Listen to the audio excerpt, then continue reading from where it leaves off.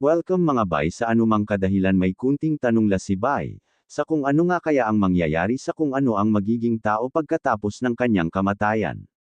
Hahatulan ba sila ng mga tagahukom ng impyerno at bayaran ba nila ang halaga ng wasto para sa kasalanan nila sa kanilang buhay? At ang kaluluwa ba na malinis pagkatapos ng kaparusahan, maari ba kaya ipagkaloob sa isang bagong buhay, at muli tayo ay magpatuloy sa lamat? At ngayon pinalibutan siya ng mga kaluluwa na ito ang tuntunin ng mga patay. Ngunit ano ito ngayon? Nabaliw ba talaga ang mga kaluluwa na ito? Tanong niya pa dito, habang ang mga zombie ay onti-onting lumapit. Hanggang sa sumugod na ang mga zombie na ito ng sabay-sabay na may pagnanasang makakagat ng tao. Samantala nakatayo pa rin ang pinuno sa kabila ng paggawa ng pag-atake ng mga zombie sa kanya ng sabay-sabay. Ang sa isip lang ng pinuno mula pa noong sinaunang panahon ng mga makasalanan ay dapat lang nila pagdusahan ang kanilang ginawang kasalanan.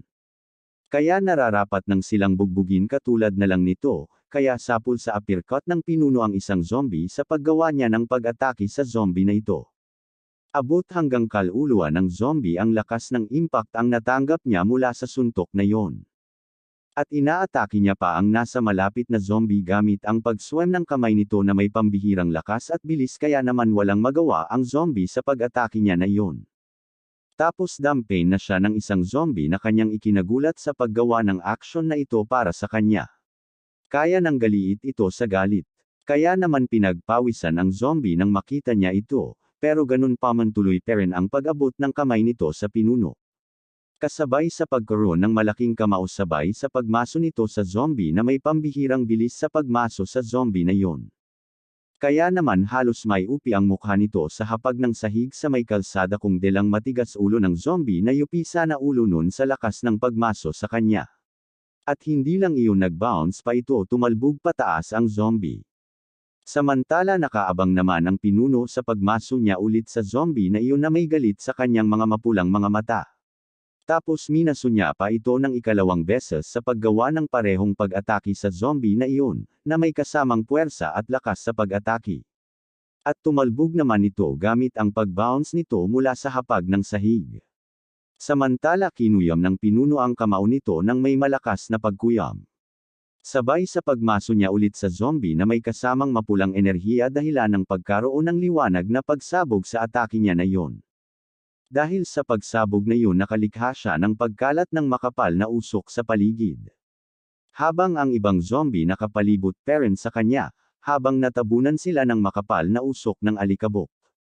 At na makita ng mga zombie ang ginawa sa kasamahan nila pinagpawisan ang mga ito na may pagkagulat sa kanilang mga mukha.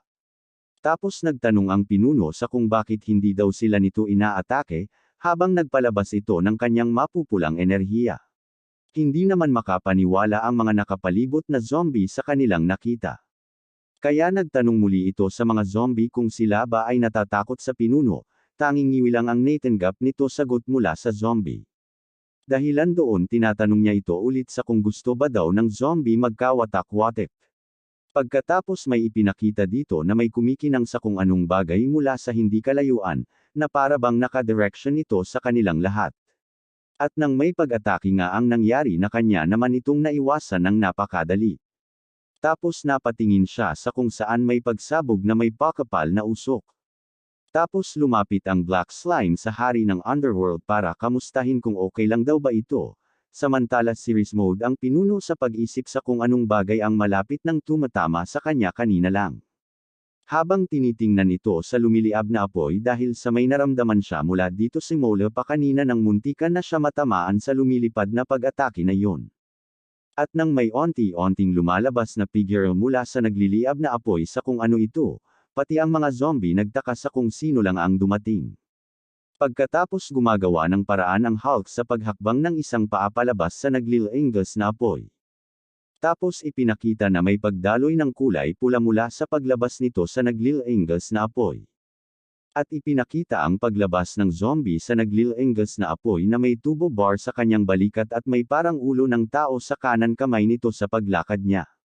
Dahil dito napatanong ang slime sa kanyang nakita sa pinuno sa kung bakit iba raw ang aura sa paligid ng zombie na ito, kaya iba daw ito kaysa Hulky lalo na daw, ang matinding amoy ng dugo mula dito.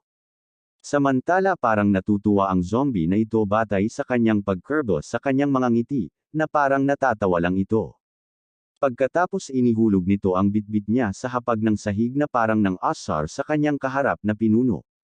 Dito niya napagtanto ulo nga pala talaga ng tao ang bitbit nito. Pagkatapos kumuha siya ng lakas gamit ang pagsigaw nito nang may kasamang enerhiya sa pagsigaw habang kuyong nito ang hawak niyang tubo bar na bakal.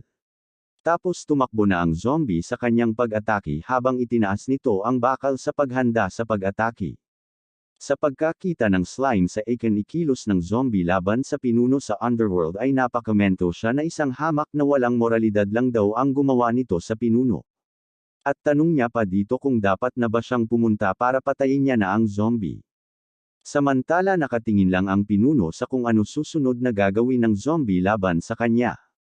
Nang mapansin ng slime ang pinuno nang hindi ito tumugon sa tanong niya nagkomento na lang ito na hindi mahalaga sige ikaw pumunta sambit niya dito na may naiinis na ekspresyon. Habang napawaw ang pinuno sa kanyang nakita na ikinagulat niya. Sa kung paano gumawa ng pag-atake ang zombie tungo sa kanya gamit ang pagbato ng bakal pabulusok sa kanya na may kasamang enerhiya na aura, na may amoy malagkit at nasusunog. Habang papalapit ang pag-atake na iyon sa pinuno. Tinatanong niya ang zombie sa kung bakit daw pinapatay ng zombie ang mga tao. Kaya sumagot siya ng zombie na siyempre natural, para maisip-sip ang kanilang enerhiya ang tanging sagot niya sa pinuno. Pagkatapos muli niya itong tinatanong sa kung sinusubukan daw ba niyang hanapin ang kanyang sarili. Kasabay ang pagsangga ng pinuno sa bakal na tatama sana sa kanya gamit lang ang pagsalo ng kamay nito sa paghawak ng bakal para ito pigilan. Dahil doon iwinakli niya ang bakal sa kanyang gilid sa may likuran. Pagkatapos bigla na lang nagkaroon ng bakas sa kinatayuan ng pinuno sa kung saan ito nakatayo. Tapos ang daing lang ng boses niya lang ang marinig habang nagsasalita ito para pangaralan ang zombie sa kanyang ginawa sa mga tao. Ang paghahanap daw sa iyong sarili ng walang pagsubok ay isang ipinagbabawal na gawain kung saan gawain ito mula sa impyernong bawal. Sa pamamagitan ng pag-alam sa katotohanan na ito. Habang ang pinuno ay napunta sa gilid ng zombie para atakihin ito. Ganun pa man bago niya yun magawa kailanganin muna niya lagyan ng lakas ang kanyang kamao para sa pag-atake sa zombie gamit ang kamay nito na may enerhiya. Tapos kinuyam ng pinuno ang kamao nito na may kasamang enerhiya. At pinakawalan ang pag-atake nito sa may bandang life force ng zombie. Nang tumama ito napaangat ang zombie pataas dahil sa lakas ng puwersa na tumama sa kanyang dibdib. Tapos sinabihan niya ito dapat susunugan ang gumawa ng makasalanan gawa. Pagkatapos ginamit niya dito ang hellfire ang apoy ng impyerno, sa pag-atake gamit ang kanyang enerhiya. Samantala ang tanging sa isip lang ng zombie ay ang pagpatay kaya naman panay kill lang ang sinasambit nito na para bang wala lang sa kanya ang ginawa ng pinuno ng underworld. Kaya lalo nang galit sa galit ang pinuno sa kanyang nakita na ikinikilos ng zombie laban sa kanya na pinuno ng underworld.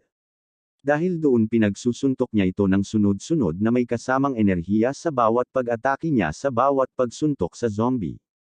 Hanggang sa tuluyan itong napalipad ng pinuno at tumama pa ito sa pader kaya natabunan ito ng makapal na usok. Habang unti-unting nawawala ang usok unti-unti rin ang paghakbang niya papalapit sa zombie na yon. Kaya nang malapitan tinitingnan niya muna ito saka gumawa ng pag-apak sa ulo nito na parang bang tungtungan lang sa kanya ang ulo ng zombie na yon. Pagkatapos tinatanong niya ito kung kaya ba daw siya lumayo para lang pumatay ng mga tao.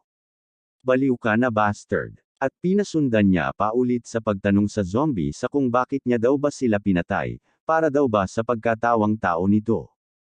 Tapos hiniling ng pinuno ng underworld ang sagot mula sa zombie.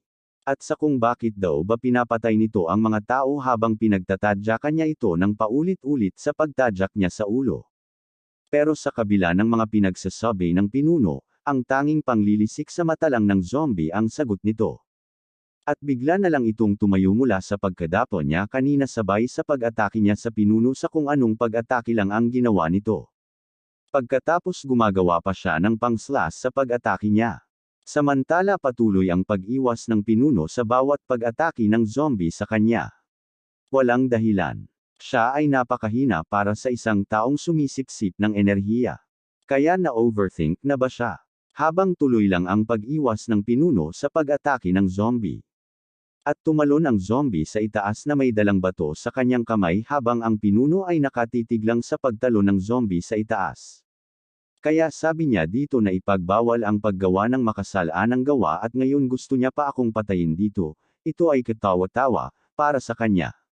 At ngayon gumawa siya ng sang pag-atake mula sa kanyang kamao, nang hindi niya namamalayan na may lumitaw na mga kamay sa kanyang paligid. Ang masama pa doon hindi niya ito namamalayan kaya naman wala siyang kapansin-pansin sa kanyang paligid habang hinawakan siya ng mga kaluluang zombie.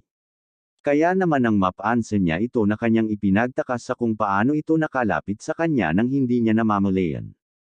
Samantala ang tumalon sa itaas na zombie ay nagkaroon ng pagkataong hambalusin sa ulo ang pinunong hari dahil sa na-distract siya sa mga kaluluwa na nakapalibot sa kanya habang hinahawakan siya ng mga ito. Dahil doon napasigaw sa tawa ang zombie sa kung paano niya naisahan ang hari para magawa niya siyang mahambalas sa ulo sa batong hawak niya. At bago pa makawala ang pinunong hari sa paghawak ng mga kaluluang zombie ay tinamaan na siya sa paghambalos ng bato sa ulo nito. Kaya naman napayuko ito sa hapag ng lupa na parang may iniindang pagkahilo dahil sa paghambalas ng bato sa kanyang ulo. Samantala nakapaghanda na muli ang zombie sa muli niyang paghambalas sa ulo ng pinunong hari habang tumatawa ito dala ng kanyang kasiyahan. At ayun na nga hinambalas na nga niya muli ang pinunong hari ng pangalawang beses ng paulit-ulit na may pagtama ng malalakas na lakas sa bawat pagpalo nito gamit ang batong hawak niya. At muli na namang tumatawa ang zombie sa kanyang kasiyahan habang inihanda muli nito ang kanyang pag-atake. Ngunit sa hindi niya inaasahan na ang batong hawak nito ay madudurog lang ng ganoon lang kadali nang hindi niya namamalayan sa kung paano iyon ginawa ng pinunong hari. At hindi lang iyon ang pinakamasaklap pa doon ay ang pagkaputol ng braso ng zombie nang hindi niya namamalayan sa kung paano iyon nagawa ng pinunong hari, habang tuloy pa rin ang pagtawa ng zombie sa kanyang sarili habang nakatingin ito sa makapal na usok sa kanyang harapan. Tapos natahimik na lang ito sa kanyang sarili nang may napagtanto siya sa kung bakit parang isang kamay na lang ang humahawak sa bato sa halip na may dalawang kamay siya. At bakit parang amaksi ang kamay nito na parang may likido ang tumatalsik mula sa dulo nito. Kaya naman tahimik na lang itong tumingin sa figura nasa usok, at napansin ng pinunong hari ang katahimikan ng zombie kaya tinatanong niya ito sa kung bakit ito huminto sa pagtawa. At nang marinig ng zombie ang tinig nito nagulat siya sa kung bakit sa kabila ng mga ginawa niyang pag-atake sa pinunong hari ay nakapagsalita pa rin ito na para bang inutusan niya pa ito. Nang makita ng pinunong hari ang reaksyon ng zombie nagtanong siya muli kung may problema ba raw sa sinabi niya, habang nag-oomapo sa aura ang pinunong hari na nagpamistulang makapangyarihang hari sa underworld. Ngunit sa kabila ng pagtanong ng pinunong hari nito sa zombie ay nagpalabas siya ng mapupulang aurang enerhiya na sumasaklaw sa mga nakapalibot na zombie sa kanya. Pagkatapos napasigaw ang mga zombie dulot ng mapupulang enerhiya ng pinunong hari na para bang kinukuha ang mga hinanakit nito sa kanilang mga saloobin. Kaya naman sa bawat zombie na madampihan ng mapupulang enerhiya ay napasigaw dahil sa kanilang mga hinapdi. At para makasegurado na mailigtas sila mas lalo niya pa itong pinapalakas ng mas malakas na pagkalat ng mapupulang enerhiya hanggang sa kumakalat ito sa buong lugar ng pinangyarihan at para maalis at masipsip ng mapupulang enerhiya at para malinis ang buong lugar sa pinangyarihan. Pagkatapos kumilos siya upo para sa paghanda ng kanyang layunin. Tapos tumalon ito ng mataas at napakataas ang paggawa niya ng pagtalon na yon. Hanggang sa dumampi ang paa nito sa rooftop ng gusali na may pag-iwan ng mapulang enerhiya sa ibaba ng kanyang pinagmulan sa kung saan ito tumalon. Sa rooftop ng gusali kung saan lumingon ang pinunong hari na may enerhiya aura na lumabas sa kanyang paahan na nagpamistulang makapangyarihan kung sino man ang makakita nito. Pagkatapos ng kanyang ginagawa lumingon ang pinunong hari para kamustahin ang mga kaluluwa ng mga tao. Tapos tinatanong niya ang mga espiritu, kung susundin ba nila siya, at bilang pinunong hari sa underworld hindi niya hayaan ang mga espiritu at kaluluwang ng mga tao, na gumawa ng makasalanang gawa. Sa halip na pilitin niya itong magbago para maging malinis ang kanilang mga espiritu at kaluluwang tao, dahil sa iyon ang tungkulin niya bilang pinunong hari ng underworld. Pagkatapos ng kanyang talumpati ang mga kaluluwa ay parang pinagalitan ng kanilang ama, kaya wala silang magawa kundi ang yumuyoko habang sila nakaluhod sa hapag ng sahig sa harapan ng pinunong hari ng underworld. Tapos ang mga kaluluwa ay lumuhod sa harapan ng kanilang pinunong hari bilang pagkilala ng kanilang pinunong. Pagkatapos ng mga ginawa nilang panggugulo sa mundo ng mga tao, sila ay ilalagay sa paglilitis, kung saan pagbayaran nila ang makasalanan nilang ginawa.